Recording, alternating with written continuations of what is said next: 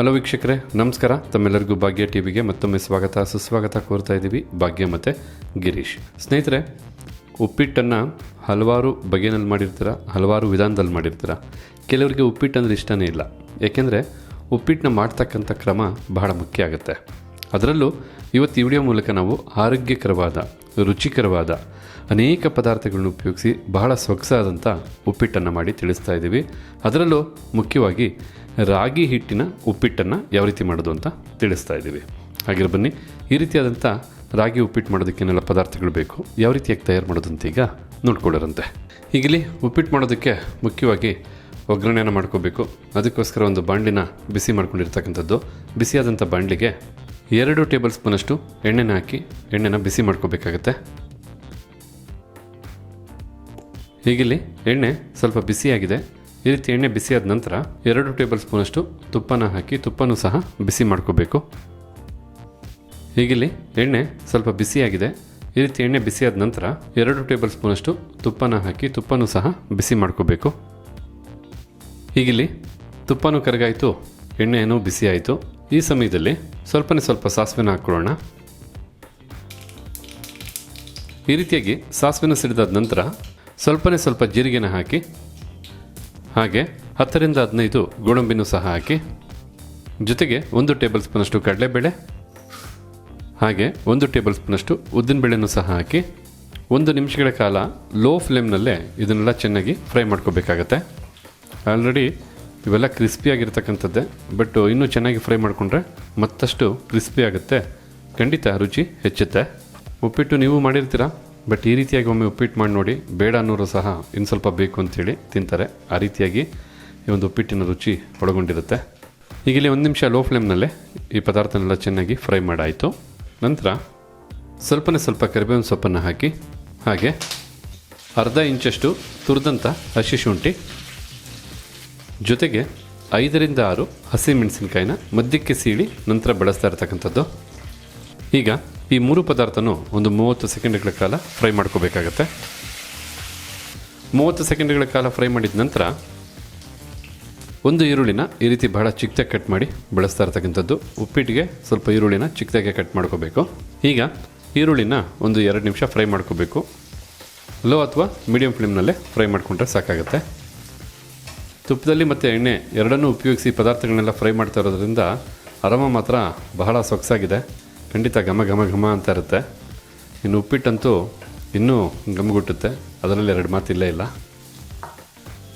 ಈರುಳ್ಳಿನೂ ಸಹ 2 ನಿಮಿಷ ಕಾಲ ಫ್ರೈ ಮಾಡಿದ ನಂತರ ಬಹಳ ಚಿಕ್ಕದಾಗಿ ಕಟ್ ಮಾಡಿದಂಥ 1 ಕ್ಯಾಪ್ಸಿಕಮನ್ನು ಸಹ ಹಾಕಿ, ಅದೇ ರೀತಿ ಕಟ್ ಮಾಡಿದಂಥ 1 ಕ್ಯಾರೆಟನ್ನು ಸಹ ಹಾಕಿ, ಈಗ ಮೀಡಿಯಂ ಫ್ಲೇಮ್ನಲ್ಲೇ ಸರಿಸುಮಾರು ಏನಿಲ್ಲ ಅಂದರೂ 5 ನಿಮಿಷಗಳ ಕಾಲ ಕ್ಯಾರೆಟು ಮತ್ತು ಕ್ಯಾಪ್ಸಿಕಮನ್ನು ಬೇಯಿಸ್ಕೋಬೇಕಾಗತ್ತೆ ಒಗ್ಗರಣೆನಲ್ಲೇ.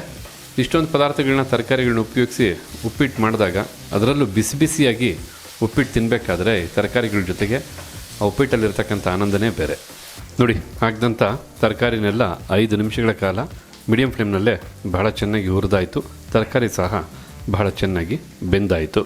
ನಂತರ ಈ ಸಮಯದಲ್ಲಿ 1 ಕಪ್ಪಷ್ಟು ಮೀಡಿಯಂ ರವೆನ ಹಾಕ್ಕೊಳ್ತಾ ಇರ್ತಕ್ಕಂಥದ್ದು. ಏನಪ್ಪ ಇದು ರಾಗಿ ಉಪ್ಪಿಟ್ಟು ಅಂದ್ಬಿಟ್ಟು ರವೆ ಹಾಕ್ತಾ ಇದ್ದೀವಿ ಅಂತ ತಿಳ್ಕೊಳ್ತೀರಾ? ಖಂಡಿತ ರಾಗಿ ಪಾತ್ರನೂ ಬರುತ್ತೆ. ಯಾಕೆಂದರೆ ನಾವು ಬರೀ ರಾಗಿನೇ ಉಪಯೋಗಿಸ್ಬಿಟ್ರೆ ಈ ತರಕಾರಿಗಳ ಜೊತೆ ರಾಗಿನೂ ಸಹ ಸೇರಿ ತರಕಾರಿ ಮುದ್ದೆ ಆಗಿಬಿಡುತ್ತೆ. ಬಟ್ ಅದನ್ನು ಬ್ಯಾಲೆನ್ಸ್ ಮಾಡೋದಕ್ಕೆ ರವೆ ಅಂತಕ್ಕಂಥದ್ದು ಬಹಳ ಮುಖ್ಯವಾಗಿರುತ್ತೆ. ಈಗ ಈ ಒಂದು ರವೆನೂ ಸಹ 5 ನಿಮಿಷಗಳ ಕಾಲ ಮಿಕ್ಕೆಲ್ಲ ಪದಾರ್ಥಗಳ ಜೊತೆ ಬೆರೆಸಿ ಹುರ್ಕೋಬೇಕಾಗತ್ತೆ. ಈಗ ಇಲ್ಲಿ ತಾವು ನೋಡ್ತಾ ಇರ್ಬೋದು, ರವೆನ 5 ನಿಮಿಷಗಳ ಕಾಲ ಚೆನ್ನಾಗಿ ಹುರಿದಾಯಿತು. ಈ ರೀತಿ ರವೆನ ಹುರ್ಕೋಬೇಕಾದ್ರೆ ಲೋ ಅಥವಾ ಮೀಡಿಯಂ ಫ್ಲೇಮ್ ಒಳಗಡೆ ಹುರ್ಕೋಬೇಕಾಗುತ್ತೆ. ಉರಿತಕ್ಕಂಥ 5 ನಿಮಿಷನೂ ಎಡೆಬಿಡದೆ ಈ ರೀತಿ ಮಿಕ್ಸ್ ಮಾಡ್ತಾನೆ ಉರಿತಾ ಇರಬೇಕು. ಈ ರೀತಿಯಾಗಿ ರವೆನೂ ಹುರಿದಾದ ನಂತರ 1 ಕಪ್ ಅಳತೆಯ ರಾಗಿ ಹಿಟ್ಟನ್ನು ಹಾಕ್ಕೊಳ್ತಾ ಇರ್ತಕ್ಕಂಥದ್ದು. ಹಾಗೆ ನಾವಿಲ್ಲಿ ರುಚಿಗೆ ತಕ್ಕಷ್ಟು ಪುಡಿ ಉಪ್ಪನ್ನು ಬಳಸ್ತಾ ಇರ್ತಕ್ಕಂಥದ್ದು. ನಾವು ಯಾವ ರೀತಿಯಾಗಿ ರವೆನ 5 ನಿಮಿಷ ಲೋ ಅಥವಾ ಮೀಡಿಯಂ ಫ್ಲೇಮಲ್ಲಿ ಹುರ್ಕೊಂಡ್ವೋ ಅದೇ ರೀತಿಯಾಗಿ ಎಡೆಬಿಡದೆ ಈ ರೀತಿ ಮಿಕ್ಸ್ ಮಾಡ್ತಾನೆ ರಾಗಿ ಹಿಟ್ಟನ್ನು ಸಹ 5 ನಿಮಿಷಗಳ ಕಾಲ ಚೆನ್ನಾಗಿ ಹುರಿಬೇಕಾಗುತ್ತೆ. ಈಗ ಇಲ್ಲಿ ನೋಡ್ತಾ ಇರ್ಬೋದು, ರಾಗಿ ಹಿಟ್ಟನ್ನು ಹಾಕಾದ ನಂತರ ಮತ್ತೆ 5 ನಿಮಿಷಗಳ ಕಾಲ ಚೆನ್ನಾಗಿ ಬೆರೆಸಿ ಬಿಸಿ ಮಾಡಾಯಿತು. ರವೆ ಹಾಗೆ ರಾಗಿ ಹಿಟ್ಟು ಎರಡೂ ಬಹಳ ಚೆನ್ನಾಗಿ ಬೆರೆತು ಹೊಂದ್ಕೊಂಡಿದೆ, ಹಾಗೆ ಚೆನ್ನಾಗಿ ಫ್ರೈ ಆಗಿದೆ ಸಹ. ಈ ಸಮಯದಲ್ಲಿ ಉಪ್ಪಿಟ್ಟಿಗೆ ಬೇಕಾದಂಥ ನೀರನ್ನು ಸರಿಯಾದ ಪ್ರಮಾಣದಲ್ಲಿ ಅಳತೆ ಮಾಡಿ ಹಾಕಬೇಕಾಗತ್ತೆ. ಈಗ ಇಲ್ಲಿ ಬಿಸಿನೀರನ್ನ ಕಾಯಿಸೋದಕ್ಕೋಸ್ಕರ ಒಂದು ಪಾತ್ರೆನ ತೊಗೊಂಡಿರ್ತಕ್ಕಂಥದ್ದು. ಪಾತ್ರೆಗೆ ಈ ರೀತಿಯಾಗಿ 4.5 ಕಪ್ಪಷ್ಟು ನೀರನ್ನು ಪಾತ್ರೆಗೆ ಹಾಕಬೇಕಾಗತ್ತೆ. 4.5 ಕಪ್ ಅಂದರೆ ಸರಿಸುಮಾರು 1/4 ಲೀಟರಷ್ಟು ನೀರು. ಯಾಕೆಂದರೆ ನಾವು 1 ಕಪ್ ಅಳತೆಯ ರವೆನ ಬಳಸಿರೋದ್ರಿಂದ 3 ಕಪ್ ಅಳತೆ ನೀರನ್ನು ಬಳಸಬೇಕು. ಹಾಗೆ ರಾಗಿ ಹಿಟ್ಟಿಗೆ 1.5 ಕಪ್ಪಷ್ಟು ನೀರನ್ನು ಬಳಸಬೇಕು. ಒಟ್ಟಾರೆಯಾಗಿ 4.5 ಕಪ್ಪು ನೀರು. ಈಗ 4.5 ಕಪ್ಪಷ್ಟು ನೀರನ್ನು ಪಾತ್ರೆಗೆ ಹಾಕಾಯ್ತಲ್ಲ, ನೀರನ್ನು ಚೆನ್ನಾಗಿ ಬಿಸಿ ಮಾಡ್ಕೊಳ್ಳೋಣ. ಇಲ್ಲಿ ಯಾಕೆ ಒತ್ತಿ ಹೇಳ್ತಾ ಇದ್ದೀನಿ ಅಂದರೆ ನೀರಿನ ಪ್ರಮಾಣ ಬಹಳ ಮುಖ್ಯ ಆಗುತ್ತೆ ಈ ಒಂದು ಉಪ್ಪಿಟ್ಟು ಮಾಡೋದಕ್ಕೆ. ಅದಕ್ಕೋಸ್ಕರ ನೀರು ಚೆನ್ನಾಗಿ ಬಿಸಿ ಆಗಲಿ. ಈಗ ಇಲ್ಲಿ ನೋಡ್ತಾ ಇರ್ಬೋದು 5 ನಿಮಿಷಗಳ ಕಾಲ ನೀರನ್ನು ಬಹಳ ಚೆನ್ನಾಗಿ ಬಿಸಿ ಮಾಡಿ ಕುದಿಸಾಯಿತು. ಈಗ ಬಿಸಿಯಾಗಿರ್ತಕ್ಕಂಥ ಈ ನೀರನ್ನು ಬಾಣಲಿಗೆ ಹಾಕೊಳ್ಳೋಣ.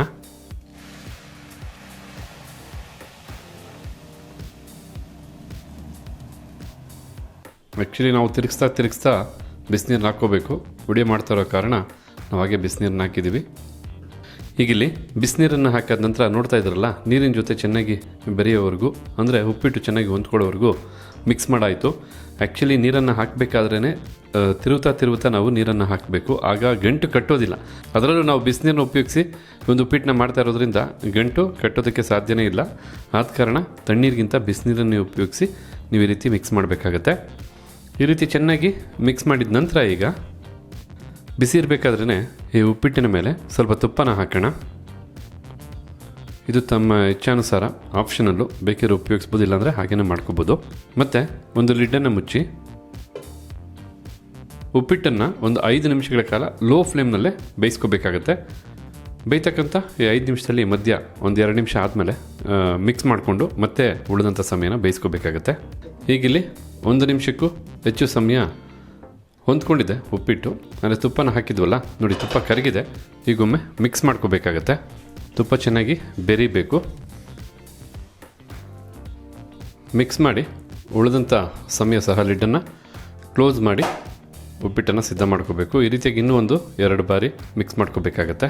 ಕಂಪ್ಲೀಟಾಗಿ ಉಪ್ಪಿಟ್ಟು ಸಿದ್ಧವಾದ ನಂತರ ನೋಡೋರಂತೆ. ಈಗ ಇಲ್ಲಿ ಒಟ್ಟಾರೆಯಾಗಿ 5-6 ನಿಮಿಷ ಚೆನ್ನಾಗಿ ಬೇಯಿಸಾಯಿತು ಲೋ ಫ್ಲೇಮ್ನಲ್ಲೇ. ನೋಡ್ತಾ ಇದ್ದೀರಲ್ಲ, ಉಪ್ಪಿಟ್ಟು ಸಹ ಬಹಳ ಸೊಗಸಾಗಿ ಸಿದ್ಧವಾಗಿದೆ. ಖಂಡಿತ ಈ ಉಪ್ಪಿಟ್ಟು ಮಾಡೋದಕ್ಕೆ ಸ್ವಲ್ಪ ತಾಳ್ಮೆ, ಸ್ವಲ್ಪ ಶ್ರಮ ಬೇಕು. ಖಂಡಿತ ಅಷ್ಟೇ ಆರೋಗ್ಯಕರವಾದಂಥ ರೆಸಿಪಿ ಇದು. ಏಕೆಂದರೆ ರಾಗಿ ಉಪ್ಪಿಟ್ಟಿದು. ಈ ಸಮಯದಲ್ಲಿ 1 ಟೇಬಲ್ ಸ್ಪೂನಷ್ಟು ತಾಜಾ ನಿಂಬೆಹಣ್ಣಿನ ರಸನೂ ಹಾಕಿ, ಜೊತೆಗೆ ಸ್ವಲ್ಪ ಕೊತ್ತಂಬರಿ ಸೊಪ್ಪನ್ನು ಮೇಲೆ ಉದುರಿಸಿ ಮಿಕ್ಸ್ ಮಾಡ್ಕೋಬೇಕಾಗತ್ತೆ. ಈ ರೀತಿಯಾಗಿ ಇವೆರಡು ಪದಾರ್ಥಗಳು ಬೆರೆಯೋ ಹಾಗೆ ಮಿಕ್ಸ್ ಮಾಡಿಕೊಂಡ್ರೆ ಸಾಕು. ಬಹಳ ಬಿಸಿಯಾಗಿ ಅಷ್ಟೇ ರುಚಿಕರವಾದಂಥ ಉಪ್ಪಿಟ್ಟು ಸಿದ್ಧವಾಗುತ್ತೆ. ನೋಡ್ತಾ ಇದ್ದೀರಲ್ಲ, ಮಿಕ್ಸ್ ಮಾಡ್ತಾಯಿದ್ರೆ ಯಾವುದೇ ಕಾರಣಕ್ಕೂ ಉಪ್ಪಿಟ್ಟು ತಳಕ್ಕೆ ಅಂಟ್ತಾ ಇಲ್ಲ. ಈ ರೀತಿಯಾಗಿ ಉಪ್ಪಿಟ್ಟು ಸಿದ್ಧ ಮಾಡಿಕೊಂಡ್ರೆ ರುಚಿ ಖಂಡಿತ ಚೆನ್ನಾಗಿರುತ್ತೆ. ಈ ಉಪ್ಪಿಟ್ಟನ್ನ ನೀವು ತಯಾರು ಮಾಡಿದಾಗ ಚಟ್ನಿನ ಮಾಡಿ ಸ್ವಲ್ಪ ನೀರು ರೀತಿ, ಅಂದರೆ ನೀರು ಚಟ್ನಿ ಮಾಡಿಕೊಂಡ್ರೆ ಸಖತ್ತಾಗಿರುತ್ತೆ ಕಾಂಬಿನೇಷನ್. ಅದರಲ್ಲಂತೂ 2 ಮಾತಿಲ್ವೇ ಇಲ್ಲ. ಹಾಗೆ ನೋಡ್ಕೊಂಡ್ರಲ್ಲ ಏನೆಲ್ಲ ಪದಾರ್ಥಗಳು ಬೇಕು, ಹಾಗೆ ಯಾವ ರೀತಿಯಾಗಿ ರಾಗಿ ಉಪ್ಪಿಟ್ಟನ್ನು ತಯಾರು ಮಾಡೋದು ಅಂತ. ರಾಗಿ ಉಪ್ಪಿಟ್ಟು ಮಾಡೋದ್ರಿಂದ 2 ಉಪಯೋಗ ಮಾಡೋರಿಗೆ. ಯಾಕೆಂದರೆ ಒಂದು, ಖಂಡಿತ ಒಳ್ಳೆ ಎಕ್ಸಸೈಸ್ ಆಗುತ್ತೆ. 2ನೇದೇನಪ್ಪ ಅಂದರೆ ಇದು ಆರೋಗ್ಯನ ತಂದುಕೊಡುತ್ತೆ. ಅದರಲ್ಲಂತೂ 2 ಮಾತಿಲ್ವೇ ಇಲ್ಲ.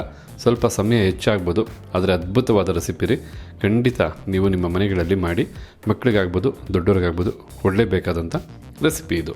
ಹಾಗಿದ್ರೆ ಇವತ್ತು ವಿಡಿಯೋ ಮೂಲಕ ನಾವು ಮಾಡಿ ತಿಳಿಸಿದಂಥ ರಾಗಿ ಉಪ್ಪಿಟ್ಟು ತಮಗೆಲ್ಲರಿಗೂ ಇಷ್ಟ ಆಗಿದೆ ಅಂತ ತಿಳ್ಕೊಂಡಿದ್ದೀನಿ. ಇಷ್ಟ ಆಗಿದ್ರೆ ವಿಡಿಯೋಗೊಂದು ಲೈಕ್ ಮಾಡಿ, ಜೊತೆಗೆ ತಮ್ಮ ಅನಿಸಿಕೆ ಅಭಿಪ್ರಾಯ ಏನಿದೆ ಅನ್ನೋದನ್ನು ತಿಳಿಸೋದನ್ನು ಮರಿಬೇಡಿ. ಎಲ್ಲದಕ್ಕಿಂತ ಹೆಚ್ಚಾಗಿ ಈ ವಿಡಿಯೋನ ಮತ್ತೊಬ್ಬರಿಗೂ ಹೆಲ್ಪ್ ಆಗೋ ಹಾಗೆ ಶೇರ್ ಮಾಡಿ ಅಂತ ಹೇಳ್ತಾ ತಮಗೆಲ್ಲರಿಗೂ ಧನ್ಯವಾದನ ತಿಳಿಸ್ತಾ ಇದ್ದೀವಿ. ಭಾಗ್ಯ ಮತ್ತು ಗಿರೀಶ್. ಮತ್ತೊಂದು ಹೊಸ ವಿಡಿಯೋದಲ್ಲಿ ಹೊಸ ರೆಸಿಪಿ ಜೊತೆ ತಮ್ಮನ್ನ ಭೇಟಿ ಮಾಡ್ತೀವಿ. ಅಲ್ಲಿವರೆಗೂ ನಮಸ್ಕಾರ ವೀಕ್ಷಕರೇ.